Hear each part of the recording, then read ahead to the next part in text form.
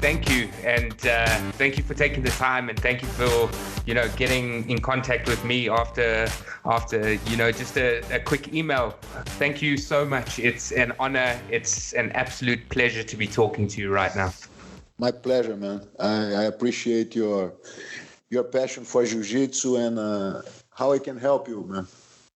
Well, Professor, I wanted to have a chat with you with regards to, your global federation and your movement that you concentrating on and putting a lot of passion and putting a lot of effort in the last couple of years. I'd like to, first commend you for the work that you've been doing for jiu-jitsu. It's definitely spread throughout the world. Thank you. And you be a pioneer of what we learn on a daily basis, and gives us, a lot of foresight in our lives and a lot of principle and direction. So thank you for that. So I just wanted to find out, first of all, what made you decide to come up with the Jiu-Jitsu Global Federation?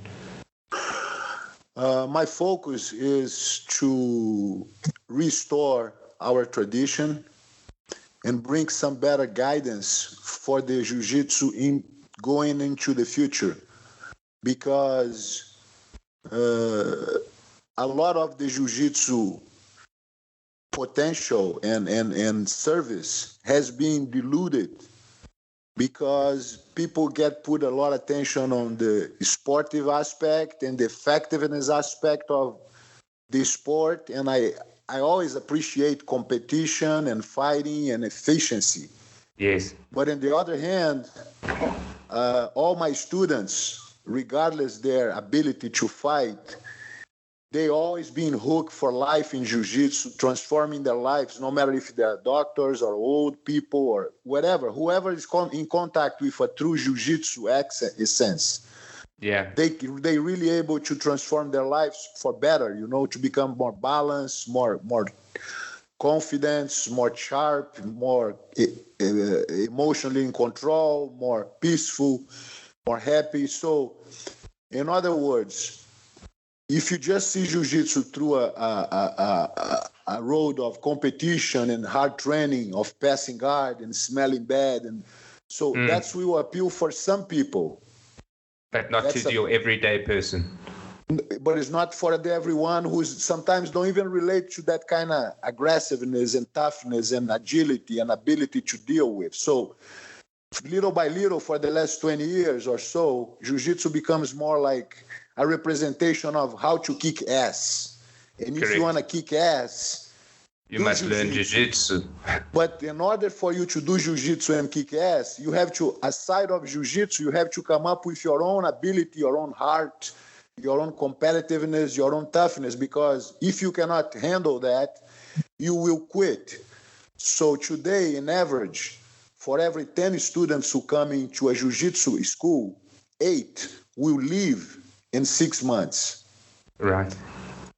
Not because it's nobody's fault. It's just the programs and the ability to practice is not there to fulfill the needs of the guys who has less abilities, or they're not competitive, or they don't want to be their ear bulged. They don't want to just become tough, or they just want a jiu-jitsu in their lives to accomplish different goals. So with this being said, if the jiu-jitsu community with a more technical and more accessible approach, we pretty much limited our information to the guys who pre-qualified to do. Is different than just expose something for your daughter, for your mother, for your father, for your family, for you to play with your kids, for something who enlighten people in their confidence to breathe, to move, to be confident, to able to deflect energy, to, in many ways, even rehumanize, because the way robotics is going and technology is going and internet is going, people become less unpersonal. Yes, correct. Is much less. So just hug somebody, just breathe hard with somebody, just deflect the energy, just feel the energy to stand up or break a fall. So all this information, which is very valid as a human being, is being completely unaccessible, because in order for you to just play the game. You have to be tough. Sometimes a tough guy will hurt you or put pressure on you, and sometimes you're not comfortable with this and say, fuck, man, I love it, but, I just don't have what it takes, and they give up for life, Yeah, 100%. So what Jiu-Jitsu needs now is a easier formats, is more comprehensive ways, is better protocols in terms of school retention, student retention, and the practice cannot be only for competition or at every class. At the end, you say, let's see what you got, because that's very much ego. That's very much, an appeal for some people, but doesn't appeal for others, many. Yeah. So you would definitely be looking at jiu-jitsu. I know I've been following your modules at the moment for self-defense. You definitely want to take jiu-jitsu back to your everyday guy to use it as a inspiration in their life as well as a self-defense mechanism. Yes. I mean, the effect, because it's very hard to understand what is violence and how violence today is negative for the process, for our future. So people sometimes see the engagement as a violent act, right? And people cannot be motivated to engage or to learn jiu-jitsu because they're afraid of getting beat, or if they're afraid of getting bullied, because basically you should not be afraid. You should be cool about things and respond to things as they appear to you. But in order for you to do that, you have to be familiar with situations and positions and angles and gravities and connections, and which they are part of your arsenal, your natural ability, just creating leverages and things you don't know you have it. So develop within your invisible power things you have but you didn't know, things you start. So that's really is a transformation for people, and make you improve as a person. So that practice, totally understand. that practice is something which transform people for better, and that practice. My kids start to play jiu-jitsu before they even walk, when they like 6 months old. I start to play with my hands between their legs and make them feel their inner thighs, and I play like tickling their necks, and they start to using their arms so eventually they start to standing up, and I start to challenge their balance for them to regain ability to get their base and be able to by moving the hips. So even they don't even know what is fighting is about, they start to develop base and the sense of flowing with a roll and not hurting themselves or not. So all this is teachings how to break a fall, how to smoothly stand up in base. So things are naturally developed. For a student in a program, you have to have this kind of program to introduce people to their ability to move, to breathe, to respond to energy, whatever it is. So that's very complex, but on the other hand, it's very simple. But we have to address jiu-jitsu as a more complete science. It's not exactly just to fight. Correct. I love to fight. I've been fighting all my life. I love to compete.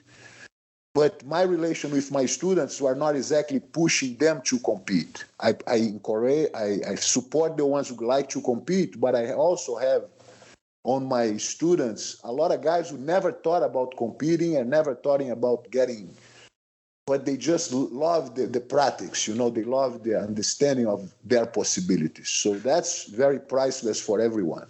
So you would say the growth as a person rather than growth as a competitor is more important to the sport than actual competition itself? Depends. If you're an athlete, if you're a competitor, great. But for an average Joe, the information they can get from this reflects the way they respond to life, the way they shake people's hands, the way they approach a job, the way they feel secure and walking on the street. Is all different because they don't need much, but the little bit they can get they're able to use makes a difference, you know. Correct, yeah. That's is the approach which brings jiu-jitsu to a daily practice for everyone. I feel like in the future, because if you see like in reality, no matter how good you are, how tough you've been training today, like you so good, you very tough. You go on the street, you find a fight on the street and you punch somebody on the face, maybe you go in jail. Yeah, correct. It's not as clean cut as it used to be. Being physical, being capable to engage doesn't make you happy or doesn't make your solutions end. Yeah. You know, it's just the beginning, because some weak people are love to sue you and take your house away from a broken arm, you know. So so that's kind of crazy. So I totally understand. The idea of having jiu-jitsu on your side is not to give you the sense of, I can kick ass anytime I want. That's, you know, you cannot feel that way. I understand. But give you support for you to apply your conduct, your things you believe, you know, and not Correct. be feeling like weak or having no chances, because what jiu-jitsu is proving you is the sense of, man, if you do right, you're capable to do. So you start to empower yourself with things that are very simple but very much profound in your soul, and you start to really feel different, because jiu-jitsu is able to prove you different. Based on your weight distribution, you can really feel safe. Yes. Based on in your timing, you really can feel safe. Based in your leverage, based in your connection. So things are invisible, but when you feel safe, fuck, man, that really makes a difference here. I love 100%. This. Just the way that your body moves and the way that you connect to the person that you're rolling with. I mean, you're invisible jiu-jitsu. One day, Master Gracie, I hope to roll with you. I would like to feel it for myself, but is renowned through the world. Yes, and some details, you know, makes us something very smart, very sophisticated shows up, you know. So. The techniques are amazing, and they really can fulfill people's expectations in terms of giving to them what they need to have a better life.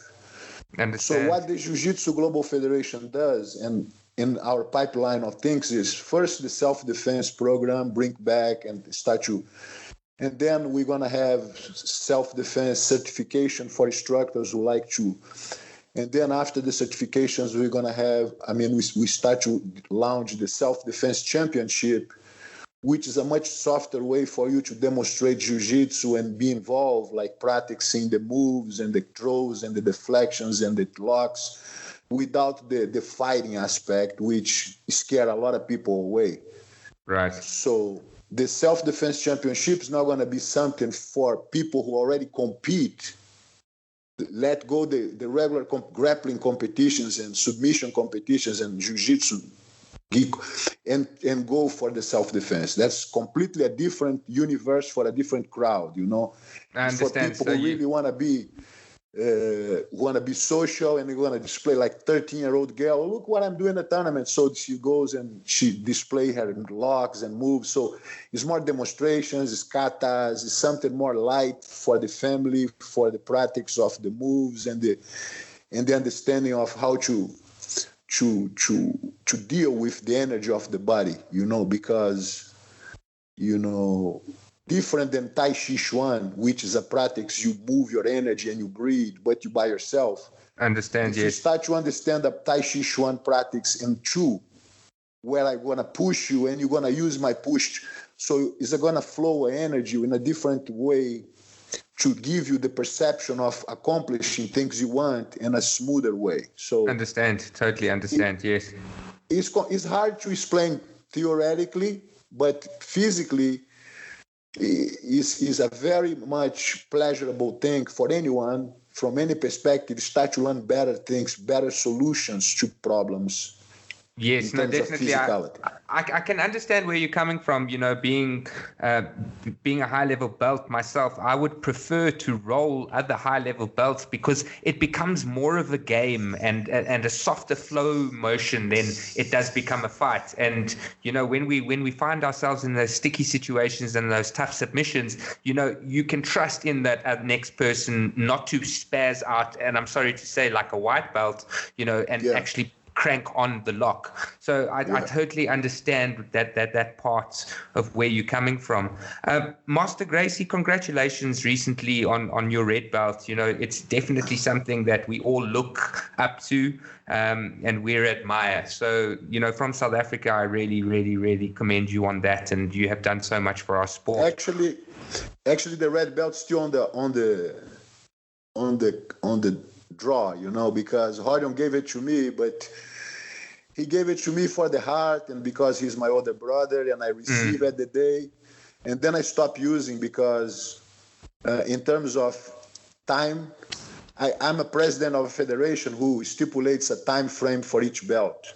Okay. And I'm not quite there yet for the red belt. I'm a 8th degree and I still like this up to 45 years of black belt. Right now, I have 40 years of black belt, so I'm still at 8th degree, waiting for my red belt under my chronology situation. Horion already gave me, but if I do that, if I just get my belt because, I feel like I have to, I deserve it, but if I get before the time, we'll create a controversial attitude, which some people are going to maybe say, so I like to give the example by me. So I don't mind to wait a few more years to get the red belt. But, that's the way it is. Oh, that's very commendable on you, Master. Your belt system. Let's go into that. What sort of time period would you say somebody would be practicing and sharing the art, and how long do you think it should become? How long it should take to become a black belt? To become a black belt is, of course, is not really in stone, but it's around 10 years. For you from the white belt to get like maybe a couple of years to get a blue belt, and then another couple of years to get a purple, 1 year and a half to 3 years to get a brown, and then another 2 years to get the black. So it's around from 8 to 10 years to get every belt. And once you get the black belt, you should have 3 years for the first, 3 years for the second, 3 years for the third degree. And then for the fourth, fifth, and sixth degrees are 5 years each. And then for the seventh and eighth degrees are 7 years each. Now, Professor, you have a lot of, different ways of thinking throughout the jiu-jitsu, community. Do you think it is more time-based, or do you think somebody should be graded with regards to their skill ability? Because, everybody's different. Like you said, you get your everyday guy who is doing jiu-jitsu for fun and is doing jiu-jitsu to, further himself, and then you get your athletes. And of course, your athletes are going to excel a lot quicker because A, they've got a lot more time to do it for themselves, and B, they've got, they put a lot more of themselves into the actual, competition side of things. Do you think somebody should be graded on their actual ability, or in an array, you've been honoring the sport for a certain amount of time and you will grow into your belt?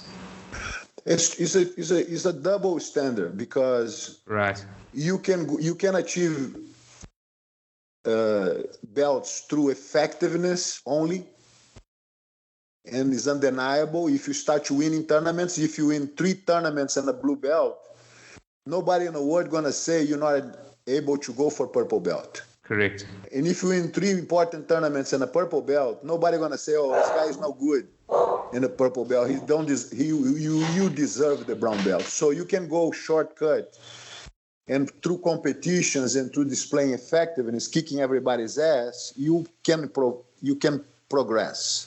Mm. And that progression will give you the sense of being a competitor. You can be at the most a black belt with a white bar, which gives you an amateur status, a competitor status. The same guy who is just a tough guy and kicks everybody's ass, the day he says for his teacher, say, teacher, I want to be helping you here. I want to be running the school with you. He has to stop competing as much, or even if he stops, he has to keep competing, but he has to now start teaching self-defense, start teaching basics, start teaching protocols who are not exactly what they use, but the protocols they have to use to introduce jiu-jitsu to people. So the instructor program, when he becomes a red bar in the black belt, now every belt you buy in the stores has a red bar. But it's not the right way to do things, right? It's not the right way. Is to get, if you're just a competitor, a tough guy, and he's been great, you get a black belt with a white bar, and it stays like that for life. Right. The day you say, I want to be an instructor, you become a instructor first as having a red bar. And now you start to learning the protocols to run a school. And only if you keep teaching, because a lot of black belts, they surfers and they tough guys, they training. And they get the black belts 20 years ago. And now they say, oh, I got my black belt in 2000. So I have 20 years, I have 19 years of black belt, so I have to have 5 degrees. And that's what they do. Right. And they never taught on the school. They never have programs of self. So they're very dysfunctional in a way to spread the art. They're very passionate, they're competitive, but they don't know what they teach. Or if they teach only what they do to compete. Okay. And it's a huge arsenal of movements which are basics and traditionals, and they don't even talk about. And self-defense for women, and programs for kids, and law enforcement. So they don't know shit about anything. And because they tough guys, they become, graduates, and they have their own school. So that's what is a big messy right now. Is okay. Normally the jiu-jitsu school is supposed to present programs of instructional programs to really fulfill the needs of somebody who wants to learn jiu-jitsu. Period. Right. Not being competitors. So you would definitely say, it's building and spreading the growth of jiu-jitsu and our knowledge, learning what we have done over the years on the mat to other people is more important than anything else, really. Yeah, I mean, in terms of effectiveness, I'm still happy because the way I believe my jiu-jitsu is in the highest level is being presented by Kron, which, yeah, definitely. He's ripping up the doing UFC something which works. It's not a bullshit jiu-jitsu. My jiu-jitsu is tight, is connected, is everything I like to be, and I still believe in the same jiu-jitsu. I feel like the direction is not just make more crons. The direction is to give the same jiu-jitsu to the universe. Understand. So I'm working towards spreading the art, not exactly creating a very Formula One, it's and having just a select guys around me and just thinking about a competition team to still kicking ass. I think I did all my life. That's not appealing for me anymore. For me, it's more appealing to bring back jiu-jitsu to where they can spread in a different matters, because jiu-jitsu coming from a practice which was developed for the Buddhist monks 5,000 years ago or so. And if you imagine that practice, that time, the monks are not murderers or tough guys or having weapons. They just try to develop their ability to escape strategically, mentally, the breathing, the calmness. So it's very interesting how they develop the capacity to survive against the attacks and the barbarians. But I try to restore jiu-jitsu in a way to be accessible for everyone, to thinking, open their minds and their capacities to overcome problems, So I'm very, very happy with my way to think and my progress I try to accomplish in this lifetime, So. And I definitely, you have made waves in since starting the federation. I mean, I have been following it, and I am a part of the federation myself as an athlete. Master, what does your typical training week look like? I mean, you concentrate a lot on your schools, the federation, of course, Cron as well. What are your training times, your routines, your sort of meals? I'm trying to be very light. I have some injuries, so I'm not forcing myself in anything. Try to have a lifestyle, a good diet, and do like what I can do. Some days more sore, some other days less sore. Trying to be active, but no pressure, Just now I feel like my body is fading, but my ideas of service is still developing and improving. I'm still motivated to work towards jiu-jitsu, but in a much more theoretical way, philosophical way than actually practical. And my body is not going so well, but it's no regrets. I just have done. Well, you've done I put a lot. My body for so much, damage, so much pressure. I feel like all the injuries are just awards, Definitely. Well, it's long service, sir. I watched you as a child. I watched you growing up.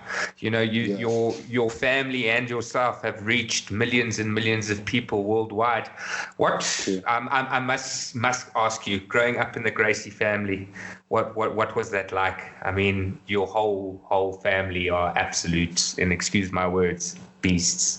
Absolutely. Yes, it was a great experience, man. Being a Gracie is a very special thing, because you already being referred and being pointed as a, martial artist. Even before you do it, people expect you to do it. Mm-hmm. So you're born with a pressure, and based on your personal ability to handle pressure, to be able to be in the game, and that's kind of either push you forward or kind of press you down, So unfortunately, it was always good for me, I'm very, competitive, very much, appreciative to the game. So for me, it was always been a pleasure to be putting on the spot. It's definitely been an unbelievable, journey since you were a young man to where you are now, Professor. And thank you once again, just from myself in humble South Africa, to be able to reach out to somebody like yourself, and for you to reach back to us, it just shows us that you care. It shows us that you have interest in what you do, and it shows us that you are an inspiration to anybody who puts on the jiu-jitsu gi. Thanks, you, bro. I really appreciate it.